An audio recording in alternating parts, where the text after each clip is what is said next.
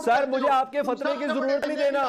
अगर रियासत के इकदाम सही हैं तो नवाज शरीफ पे हाईजैकिंग की एफआईआर भी दुरुस्त थी, वो एफआईआर भी दुरुस्त थी, वो भी रियासत ने कटवाई थी।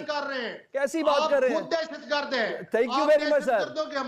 जी जी, समझ आ गई आप किसको दहशतगर्द समझते हैं। जो आपके खिलाफ बात करे, जो आपसे सवाल करे, वो दहशतगर्द है सर। मैं आपको नहीं कह सकता सर दहशतगर्द। प्रोग्राम में 9 मई के वाकयात करने वालों की सपोर्ट, इस बात की मैं बहुत कदर करता हूँ।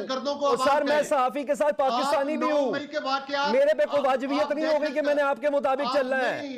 नो कतन मेरे पे फतवा नहीं देना, आपने कतन फतवा नहीं देना। अगर रियासत के इकदाम सही हैं तो नवाज अपने आखिरी मेयार पे तो फिर तू तड़ाक शुरू होती है। मैं आप कह के बात कर रहा हूं, हमसे तुम कह के बात कर रहे हैं। आप जो मर्जी फतवे देते जाएं। ओए मुझे फिक्र ही नहीं है सर, आप जो मर्जी बोले, पब्लिक सुन रही है आपको। वो आपकी तकलीफ और अजियत आपके चेहरे पे देख रही है और आपकी गुफ्तगू पे भी देख रही है। नहीं, मैं घबराया भी नहीं।